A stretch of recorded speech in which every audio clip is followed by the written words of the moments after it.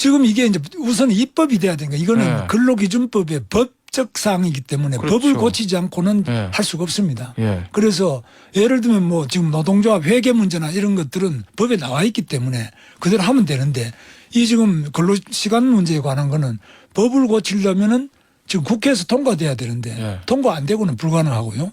또 사장들은 왜 이 부분을 환영하느냐. 사장들이 바로 처벌 대상이기 때문에 처벌 안 받으려면 여기 지금 방송도 뭐 전부 다 엄밀하게 하면 다 처벌받게 돼 있고 예. 아마 변호사실도 비슷할 겁니다. 그 예. 엄밀하게 주 52시간 지키고 있느냐. 지금 정확하게 하면 처벌받을 때가 거의 다 할 겁니다. 김태현의 정치쇼. 주 69시간까지 연장 근로를 풀어준다. 이 윤석열 정부가 대선 때부터 공약한 노동개혁 얘기입니다. 이 개혁에 대해서 경영진은 환영하지만 노조들은 반발하고 있고 이 국회에서 법법과에 대한 입법사항인데 야당의 반응도 별로 좋지가 않죠. 노동개혁. 이거 원래도 인기 없는 주제인데 할 수 있겠나. 이분 모시고 알아보겠습니다. 경사노위 위원장 김문수 위원장님 모셨습니다. 안녕하세요. 예, 반갑습니다. 원래 정치인 하시다가 네. 경사노위 위원장이라는 일종의 이제 정무직 관료를 하시는 거잖아요. 네. 좀 어떻습니까? 해보시니까 좀 뭐 다르던가요? 정치하실 도지사도 때랑? 있습니다만 도지사 같은 경우는 자기가 이제 혼자 살 수 있는데 이 경사노위 위원장은 예. 오직 노동조합이 안 오면은 개점 휴업입니다. 그렇겠네요. 굉장히 어렵습니다. 예. 근데 뭐 사실은 이 김문수 위원장께서 네. 정치하시기 전에 워낙 유명한 전 대한민국에서 손꼽힐 만한 노동운동 가셨고 네. 노조를 가장 잘하시는 분이기도 하고 네. 그래도 활동하셨던 당 보수정당에서 가장 진보 개혁적인 성향을 가지셨던 분이긴 한데 네. 그런데 노조의 반응은 좀 신통치 않았거든요. 경사노위 위원장 오신다고 할 때 네. 노조가 왜 그런 반대하셨다고 보십니까? 지금 노조가 제가 할 때 굉장히 이제 급진적인 전투적 노동 운동을 저는 한 거죠. 예. 그렇게 했는데 예전에 위원장께서 예, 노동운동 제가 하실 때. 노조 할 때 예. 그랬는데 제가 아주 그래서 좀 명성이 높았죠. 예. 학생 운동하면서 소위 혁명적 노동 운동을 제가 했습니다. 예. 그런데 지금 이제 보면은 그 부분이 굉장히 문제가 있었다고 저는 생각하고 과거에 하셨던. 예, 제가 그런 급진적이고 혁명적인 노동 운동이 불가능하다는 생각을 가지고 당시 민주자유당으로 입당을 했습니다. 예. 그래서 지금 국민의힘이겠습니다만 예. 그래서 지금 현재 우리 대한민국이 나가야 될 노동 운동의 방향이 과연 무엇이냐 이렇게 볼 때는 우리나라 지금 제일 문제가 이제 이중 구조라는 이런 거를 좀 완화를 시키고 예. 정말 우리나라가 선진국으로 더 인류국가로 발전해 나가는데 노동조합의 역할이 크다. 예. 그래서 그런 면에서 우리 노조가 이제 해야 될 일이 많다. 예. 그렇게 이야기하니까 이런 부분은 좀 너무 의용 아니냐 이렇게 보는 분도 많이 계신 것 같습니다. 예, 그래서 아마 김문수 위원장께서 좀 최근에 이제 경산호 위원장 오시기 전에 최근의 정치 행보가 네. 조금 이제 보수적으로 좀 기울으신 것 같다. 네. 그래서 이 노조를 잘 아는 게 아니라 오히려 좀 너무 정부와 가까운 거 아니냐 이런 노조의 반대 목소리, 야당의 반대 목소리가 있는 것 같거든요. 예, 그렇습니다. 그래서 저는 노사 간에 협조를 해야 된다. 예. 노사 협조 없이는 회사 발전도 없고 국가 경제 발전도 없고 노동자의 행복도 없다. 그래서 무조건 대립적 투쟁적 방식은 노동자 자신에게도 안 좋고 예. 그 회사에도 어려움을 가져오고 국가 경제도 어렵다 이렇게 보고 있습니다. 그 민주노총이요 경산호위에 좀 들어오지 안 들어온 게 꽤 됐죠, 위원장님. 거의 뭐 지금 24년째 되네요. 예. 네. 근데 사실은 민주노총이 어쨌든 최대 노동단체이기 때문에 네. 이 경산호위 활동이 좀 실질적인 성과 내려면 민주노총에 복귀가 좀 있어야 될 텐데. 그렇습니다. 취임 이후에 좀 민주노총과 만나서 얘기를 해보신 적은 있으신가요? 민주노총에 뭐 산별 단위나 이제 기업 단위는 지하철 이런 것도 좀 민주노총에 들어가는 데 있습니다. 그래서 산별이나 기업별은 있는데 양경수 위원장이나 이 민주노총 총연합 본부하고는 아직 대화가 안 되고 있습니다. 야당과의 관계는 어떠신가요? 이게 노조 문제가 결국은 다 입법 사항이니까 그렇습니다. 야당의 동의가 없으면 아무리 경산호위에서 좋은 안을 낸다 하더라도 그게 제대로 실현될 수는 없는 거잖아요. 야당이 중요한데 지금 특히 야당이 185석 국민의힘이 115석밖에 안 되잖아요. 예. 그러니까 야당이 굉장히 중요한 압도적 다수당인데 예. 협조 없이는 사실 입법 개혁은 불가능하죠. 불가능하죠. 그래서 지금 노동개혁 중에 세 가지가 있는데 네. 하나는 대통령 주도 노동개혁이 있고 네. 그다음에는 국회 주도의 입법개혁이 있고 세 번째는 노사정 합의에 의한 개혁이 있겠죠. 그렇겠죠. 그런데 노사정 합의가 가장 바람직하고 예. 그다음에는 국회 입법개혁. 대통령이 혼자서 그냥 나가는 개혁은 사실 여러 가지 문제가 있을 수 있습니다. 예. 그런데 지금은 윤석열 대통령이 주도하는 노동개혁만이 있고 네. 나머지는 지금 올 스톱 상태입니다. 그럼 야당과의 문제는 어떻게 푸실 생각이세요?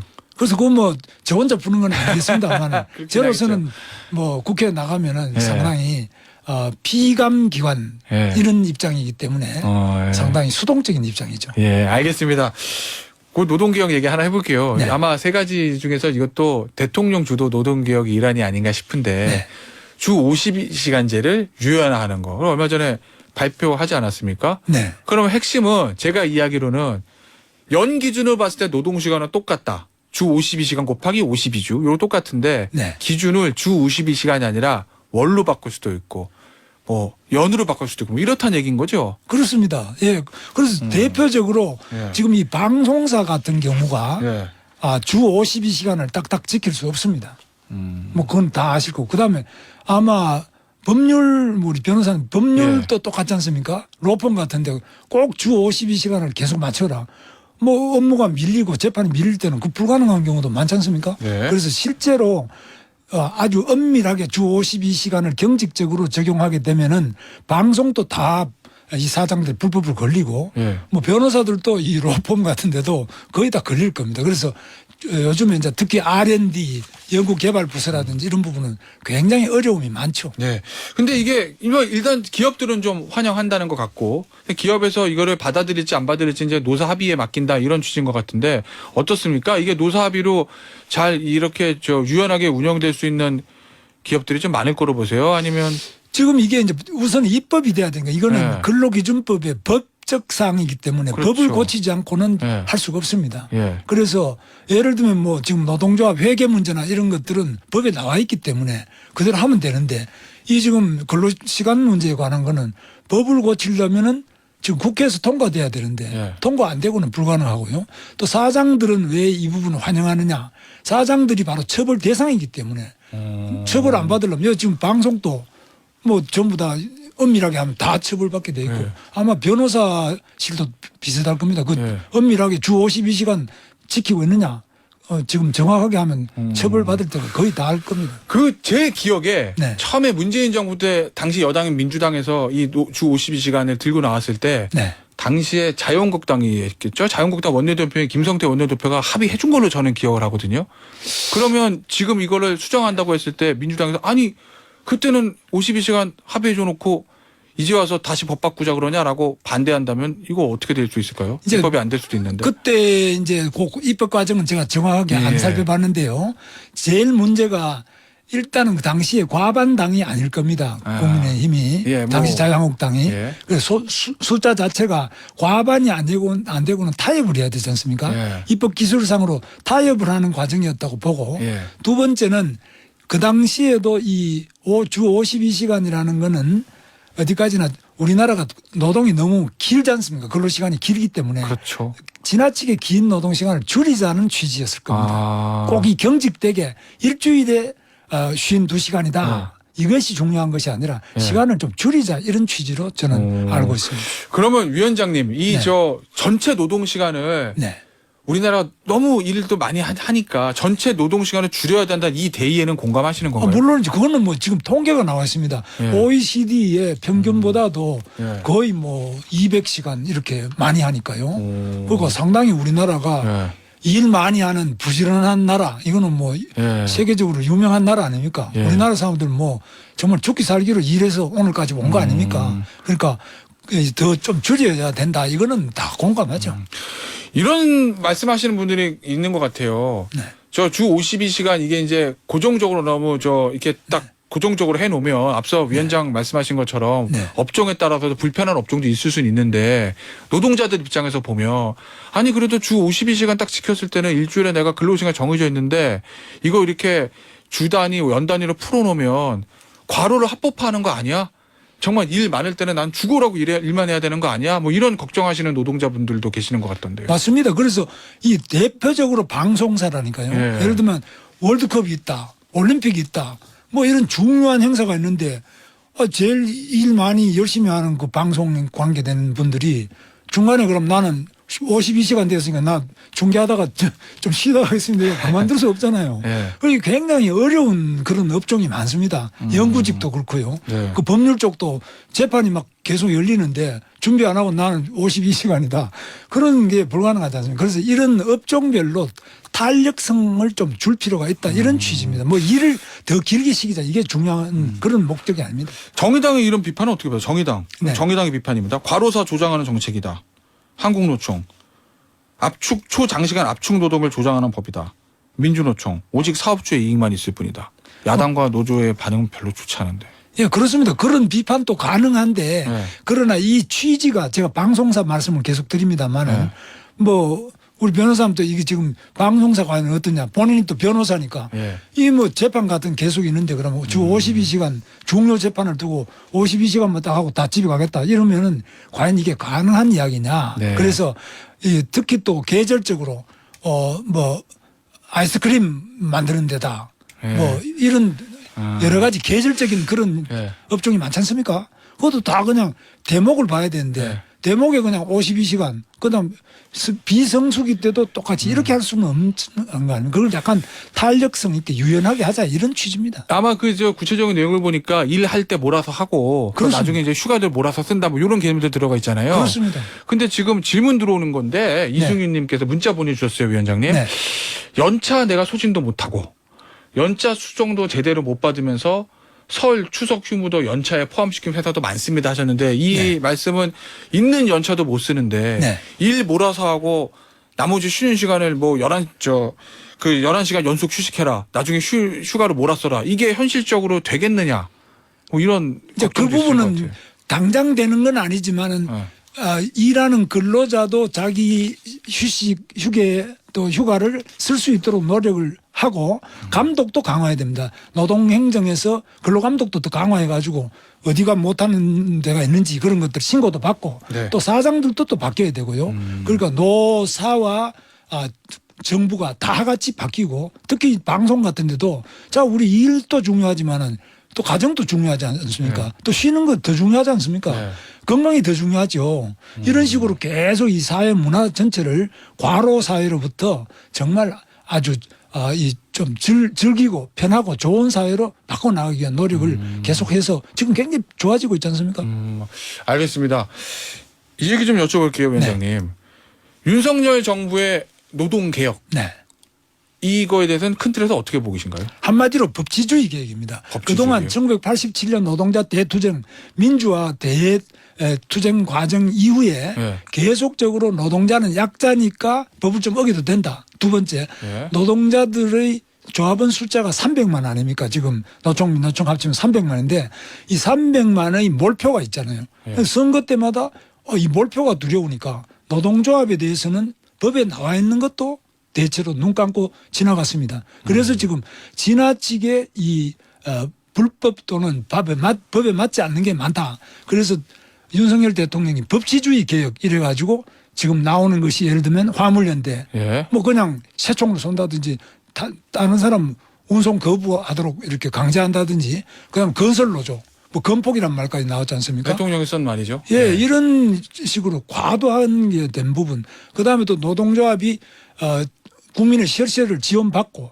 또는 노동조합의 조합비를 쓰고 어떻게 썼는지 투명하게 공개되게 이렇게 노동조합법이 나와 있는데도 불구하고 그 자체를 지금 제대로 공개 안 한다든지 뭐 이런 사례가 많지 않습니까? 네. 이런 불법부터 바로잡자. 이게 윤석열 대통령의 법치주의 노동개혁. 이 제일 중요하다고. 근데 이런 얘기들도 좀 하잖아요. 네. 좀 야당 쪽이나 시민단체 노동자들 입장에서 보면 아직까지 환경이 열악한 노동자들이 대한민국에 많은 것이 현실이고 그렇습니다. 노동자들이 어렵게 살고 있는 건 현실인데 일부 노조, 네. 일부 강경한 노조들의 어떤 불법이라든지 일탈 이런 것들을 너무 일반화시켜서 노조를 적으로 만드는 거 아니냐.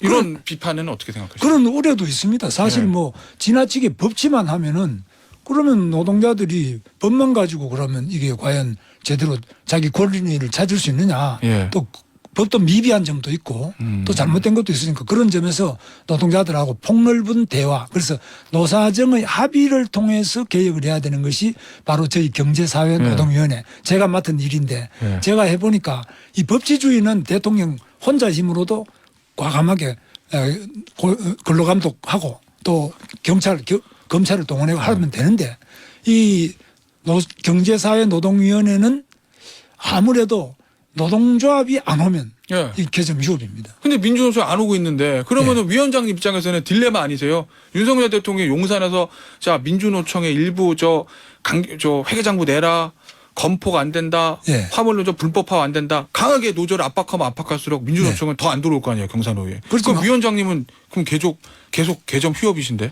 그렇습니다. 그런 점이 이제 이 노사정 경제사회노동위원회 3자 합의로 하는 거, 이제 영어로는 코퍼러티즘 그러죠. 네. 3자 합의로 되는 것은 이 법치주의를 강하게 가져갈수록 이 노동조합 측에서는 피해가 있다고 그렇겠죠. 생각하기 때문에 잘 안 하려고 하는데 이럴수록 네. 저는 거꾸로 이 역설적으로 법치주의 노동개혁이 강하면 강할수록 경제사회노동위원회에 오셔가지고 네. 여기서 대화를 통해서 오해를 풀고 또 분위기를 부드럽게 만들어서 노동조합의 자기 권익을 쟁취해야 된다고 네. 봅니다. 민주노총이 그 위원장님의 이런 얘기를 들어주겠습니까? 잘 안 들으니까 저는 답답한데 이 경제사회노동위원회라는 대화 테이블보다 더 자신들의 권익을 향상시키는 길은 없다. 예. 법정에 가서 약자가 어떤 경우는 보호를 받는데 법정보다도 이건 더 편한 자리거든요. 노동조합을 위해서 마련한 자리가 네. 경제사회노동위원회의 대화 테이블이다. 예. 꼭 좀 오시기 바랍니다. 혹시 우리 위원장께서 정치도 워낙 오래 하셨고 네. 한쪽은 대선 후보이기도 하셨고 경기도지사까지 오래 하셨고 하시니 정치 경험이 많으시잖아요. 네. 용산에 대통령실에 자 경산호위 위원회 민주노총을 상태에 앉혀서 우리가 안을 낼 테니 그들을 끌어들이기 위해서 민주노총에 대한 강한 압박을 좀 자제해 주시면 어떻겠습니까? 라고 제안할 용의도 있으신가요? 뭔가 당근을 줘야 저 민주노총이 들어올 거 아니에요. 대통령께서 뭐라고 했냐면요. 예. 불법과 타협 없다. 예. 불법을 방치하면 국가가 아니다. 굉장히 강한 법치주의 원칙을 가지고 계세요. 네. 그것을 제가 뭐 설득해서 바꿀 수는 없고 예. 법을 지키는 범위 내에서 그 다음에는 훨씬 더 유연하게 하자고 제가 계속 말씀을 드리고 있습니다. 알겠습니다. 얼마 전에 우리 저 위원장께서 저 아침 조간신문하고 인터뷰한 기사 제가 봤는데 거기 보니까 지금은 노조하고 우리 위원장께서 예전에 전투적으로 노조 활동을 하셨던데 노조는 완전히 다르다 이런 취지의 말씀하셨더라고요. 그렇습니다. 70년대에 네. 저는 이제 청계천에 제가 전태일 기념사업회 초대 사무국장입니다. 제가 그때 기념사업회 만들고 청계천에 있는 전태일 기념사업회. 전태일 기념관도 제가 이제 그 매입을 해서 하고 이렇게 했는데 그때와 또 그다음 제가 노조 한일도로코라는 노조 위원장을 했는데 네. 그런 때에 비하면은 당시는 뭐 유신시대 이런 때는 노동상권이 없었어요. 없었죠. 단결권만 있고 단체 교섭권, 단체 행동권은 없었습니다. 네. 그래서 굉장히 어려운 때 그래도 노동운동은 계속했습니다. 그때는 정말 그 어려운 조건 속에서 대한민국 건국의 주역이 한국노총이고요. 네. 그다음에 경제 기적의 주역도 한국노총의 그런 희생, 피땀을 통해서 된 거고 민주화의 과정에도 한국노총과 노동조합의 그 노력으로 된 거 아닙니까? 많은 기여가 있었죠. 그래서 엄청나게 우리 국가에 기여를 많이 한 건데 네. 지금 이제 87년 이후에 이게 너무 이제 불법적인 부분도 방치된다든지 네. 또 그다음에 이 임금도 많은 분들은 거의 1억대 되지 않습니까? 평균 네. 임금이 현대자동차, 종업 이런 데는 그러니까 이런 격차가 또 심해지고 이러니까 노동 귀족 소리도 나오지 않습니까? 그런 부분에서 노동조합이 자기 도덕성을 확보하고 그걸 어려운 사람들을 좀 보살피는 이런 노조가 됐으면 좋겠습니다. 알겠습니다. 최근에 광주 글로벌모터스 방문하셨던 것 같은데 그 이후에 SNS에 좀 글을 쓰셨던데 네. 거기 보니까 감동받았다. 노조가 없다. 평균 나이 28살. 현장에서 핸드폰은 보관하고 사용할 수 없다. 평균 임금은 4천만 원이 안 된다. 네. 뭐 이런 글을 올리셔서 무노조를 찬성하시는 거 아니냐. 뭐 일각에서 이렇게 해석도 하고 있던데. 그런데 저는 거기서 정말 감동을 받았고요. 네. 광주라면은 네. 5.18 뭐 투쟁하고 이런 데인데 이 노동조합이 네. 글로벌 모터스가 제가 볼 때는 세계 최고로 젊은 이 직장이에요. 네. 평균 나이가 620명이 28세니까 예. 제일 젊고 제일 열심히 하고 네. 노동조율이 제일 잘 지켜지면서 이 또 임금은 현대 기아 자동차의 40%밖에 안 돼요. 임금 적은 게 노동자들한테 좋은 건 아니잖아요. 그거 안 좋은데 그러나 이 회사는 미래가 창창한 미래가 있는 노동조합이고 예. 이런 직장이에요. 그래서 광주 글로벌 모터스는 앞으로 계속 발전해 나갈 것이고 예. 그 회사 발전과 함께 이 노동자들의 복지, 임금 예. 모두 다 개선되고 앞으로 나갈 거다. 예. 고용도 늘어날 것이고 그래서 저는 거기에서 희망을 받고 예. 그런 노조가 바로 우리 젊은 MG 노조의 대표적인 노조가 광주 글로벌 모터스다. 저는 광주의 대표뿐만 아니라 예. 세계적으로 빛을 발하는 훌륭한 노동조합이고 훌륭한 직장이 광주 글로벌 모터스라고 봅니다. 그 최근 나온 저 몇몇 업장에서 나온다는 MZ 세대가 주축이 된 노조하고 네. 기존의 민주노총, 한국노총하고 좀 다르다고 보십니까? 다르죠. 생각하는 그래서 방향 자체가. 이 기존의 민주노총하고 한국노총도 물론 다르고요. 그래서 네. 이 기존 노조는 상위 14% 최상위급에 있는 분들이 자기 권익을 더 높이는 데만 관심을 가지지 네. 자기 밑에 더 어려운 하청 또는 뭐 이 비정규직 이런 부분에 대한 관심이 적잖아요. 네. 그런데 이 MZ들은 생각 자체가 아주 그냥 공평해요. 네. 자기 것만 챙기자는 게 아니라 전체를 보면서 마땅하고 옳은 이야기를 딱딱 제때제때 잘하는 그런 점에서 매우 감동적인 분들이라고 저는 생각합니다. 알겠습니다. 그러면 그 MZ세대 노조가 예를 들어 활성화되면 기존의 민주노총이나 한국노총 중심의 한국 이 노조의 이 권력 관계 이게 좀 바뀔 수도 있다고 보시나요? 당장 지금 MZ 노조의 목소리는 네. 한국노총과 민주노총과 이 두터운 벽을 허물고 예.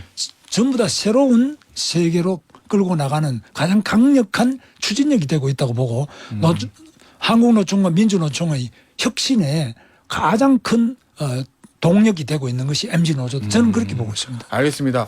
위원장님 뭐 마지막 질문이 될 것 같기도 한데 네. 앞서 얘기했던 저 주 50일치가 이제 유연화하는 거 이거 근로기준법 바꿔도 입법사항이잖아요. 네. 야당은 반대합니다 지금. 그렇습니다. 예, 여당은 추진을 할 거고. 네. 그런데 지금 노동관계 중에서 가장 또 쟁점이 되는 게 노란봉투법. 네. 요거는 야당은 찬성하고 여당은 반대합니다. 네. 뭐 현역 의원은 아니시고 피감 기관이긴 하시지만 네. 노동조를 주로 하신 경산우 위원장 입장에서 네. 두 법을 잘 조화를 해가지고 야당과 어떤 협상할 가능성 있습니까? 예를 들면 뭐 바터라고 하죠. 근로기준법 들어주면 노란봉투법 들어준다든지 뭐 이런 식의. 노란봉투법은 아마 이건 통과돼서는 안 될 법이다. 왜냐하면 네. 뭐 변호사님 너무나 잘 아시겠습니다만은 이건 기본적으로 재산권에 대한 근본적인 침해를 하는 거 아닙니까? 계약의 원칙에 대한 근본을 침해하고 있기 때문에 이 법 자체가 성립되기 어렵다고 저는 보고 있습니다. 아 그러면 이제 노란봉투법은 정부 여당에서 안 받을 건데. 저는 예. 안 받을 거로 보고 있습니다. 아. 대통령께서도 이 부분은 왜냐하면 이 우리 대한민국 자유민주주의의 가장 근본이 예. 재산권을 보호하는 거 아닙니까? 예. 노동상권도 중요하지만 재산권이 중요한데 손해배상 청구는 과도한 제한이다 이런 말씀이신 지나치게 거죠? 제한하고 예. 계약도 하지 않았는데도 예. 영향을 미치면 다 계약한 거로 같이 취급한다. 이거 있을 수가 없잖아요. 그러면은 야당에서 막 야당 입장이라고 하면 그거 안 들어주면은 근로기준법 개정안도 안 들어줄 것 같은데. 그걸 굉장히 어렵게 돼 있습니다. 네. 예, 알겠습니다. 자, 요 질문 하나만 더 드릴게요. 네. 지금 임금 양극화가 너무 심하잖아요. 그렇습니다. 정규직, 비정규직 원칙상으로 같은 일 하니까 급여 같이 받는 게 원칙상으로 맞는 것 같은데 현실상은 안 그렇잖아요. 그렇습니다. 이거 어떻게 해결해야 될까요? 일은 더 열심히 하고 같은 네. 직장 안에서 맞아요. 그 대통령께서도 이거 굉장히 분노를 하면서 예. 같은 직장에서 더 힘든 일을 하고 있는데 일부 업장 가면은 뭐 밥도 따로 먹는다는 보도도 있던데. 예, 뭐 예. 밥도 문제지만 밥보다도 이 정말 같은 직장에서 가장 어려운 일만 비정규직 하청업체 네. 다 시키고 임금은 거의 뭐 2분의 1 아니라 3분의 1 수준밖에 안 주고 다른 어떤 보호도 못 받는 예. 이런 비인간적인 일이 어떻게 있을 수 있느냐. 이 대통령께서 굉장히 분노를 많이 했는데 저도 뭐 이건 사실 알면 알수록 예. 이거 고쳐야 된다. 그래서 이 조선업 같은 경우는 고용노동부가 주도가 돼가지고 예. 이 좀 임금 격차도 좀 줄이자. 예. 하청업체에 대해서는 조금 더 단가라든지 모든 면에서 개선하자, 복지도 개선하자 이렇게 지금 노력하는데 열심히 해서 이 부분은 앞으로 속도를 좀 내야 될 것 같습니다. 알겠습니다. 오늘 여기까지 하겠습니다. 지금까지 김문수 경사노위 위원장이셨습니다. 위원장님 오늘 나와주셔서 감사합니다. 감사합니다.